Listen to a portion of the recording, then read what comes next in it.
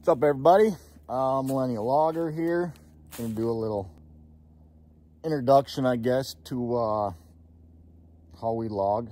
We do the cut the length process versus tree length or conventional. So let's take a little look here.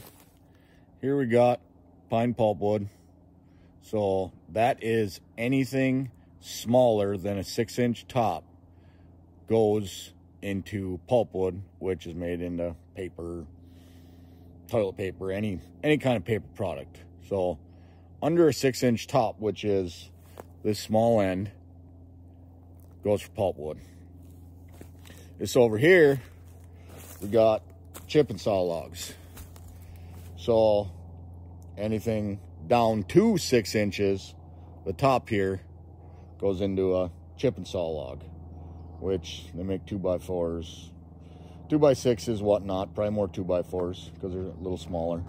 We do saw logs. That's usually, depending on what mill, an 8 to a 10-inch top.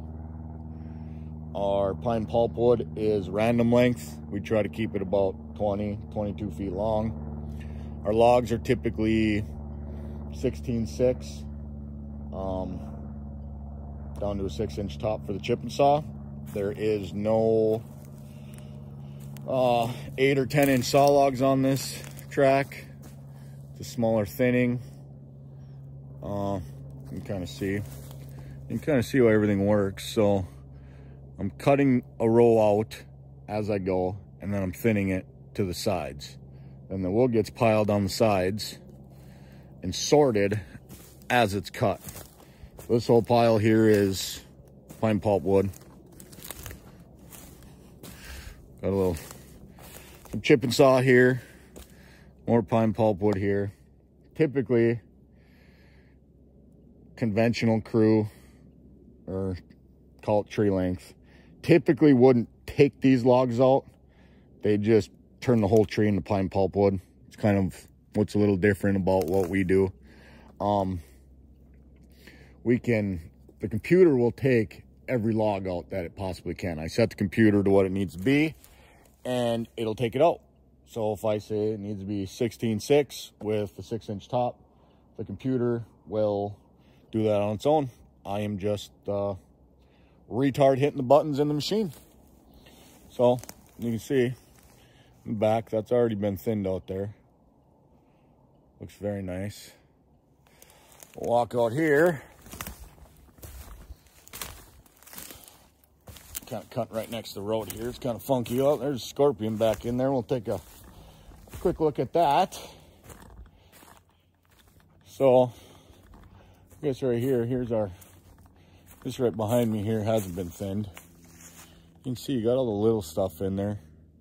Small stuff. We want to take that out. We want to take out this little guy, these two little guys, probably that middle one, because that tree further is a nice big healthy tree. Same with this one here on the corner. So we'll take these 3 little ones out, that other little small one, leave that really nice tree, and just kind of take the small ones out, ones that didn't grow. A lot of, I don't know if you can tell on video, there's a lot of forks and crooked stuff. So we'll take all that out, any defect, get everything out, and just leave the premium nice timber that's growing, and get rid of the junk and let the big stuff grow bigger and straighter and taller, and it'll get thinned once more. We'll take a walk here. You can see this has all been clear cut here. There's a cut row here. Just kind of walk down the road a little bit. Another cut row that's got to be picked up. So I will go down and start cutting, and everything gets sorted according to what's on the track. So this is chip and saw and pulpwood on this one. And here we got our Ponsse scorpion. This is our cutter, the H7 head on it. Sun's kind of bright. So there she is. This is what will do all of our cutting and sorting of the logs and whatnot. So let's see. It's a little a little different. Not really what most people down here in South Georgia are used to. But it does good. Thin's nice. Everybody we cut for love it. And I don't know. Best thing is, it only takes 2 of us. Cutter and the forwarder, which we'll look at down here. And the nice thing is, it is just me and my lovely bride. That's it. So I'll run the cutter. She'll run the forwarder down here. And we'll take a look down here. Check out the forwarder. Looks like a truck's loaded for morning. Sun's bright. See if you can get a little look. That's all thinned. I'll take a little walk down. We got, looks like truck's loaded for the morning. Forwarder's down here. Here we got some more thinned area. A little easier to see. You don't have the sun in your face. Looks very nice. So, looks like we got a log truck loaded with some pine pulpwood. All ready for morning. He'll leave probably about 4 a.m. Get to the mill early, drop it, be back here by 6:30 to get loaded with a second one. So that is our load of the pine pulpwood. The old Kenworth T800. Got a cat motor in it. It's been a great truck. Can't beat it. We're out in the woods, so we don't buy all that fancy shiny stuff because it's going to get dirty and muddy, but great trucks. So here we got the forwarder. This will go down the cut rows and pick up all the timber and stack it. Roxanne will run this.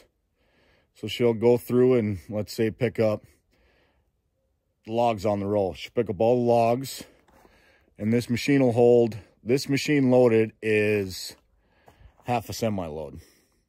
So it takes 2 of these forwarder loads to equal 1 load that can go to the mill. So it works out good. So 2-to-1 ratio. The old Kenworth there. Old Ford work pickup. It's the only way to go with the Ford. And you can see we already got probably, I'd say, getting close to 4 loads of chip and saw sitting here. So got about 4 loads stacked up there. Get that loaded up and to the mill. Maybe, probably not tomorrow, we'll probably get pulpwood, a couple chip and saw in, and we'll get some pine pulpwood. This is the pine pulpwood. She brings it out, stacks it, and loads trucks with that machine, does everything. So it only takes 2 of us to run this small logging operation. Works out nice, got no employees, just me and her, and it works out great. So there's the Ponsse Buffalo again. Awesome machine, and you wouldn't think that this machine actually has about 12,000 hours on it. Not much work been done. I think we've changed cylinder, but other than that, can't beat the Ponsse. In a forwarder, that is the best forwarder, in my opinion, that has been made. So that's about it. A little introduction to what we got going on here. And it's the end of the day. I am going to grab my lunch pail and get in pickup and go home. Till next time.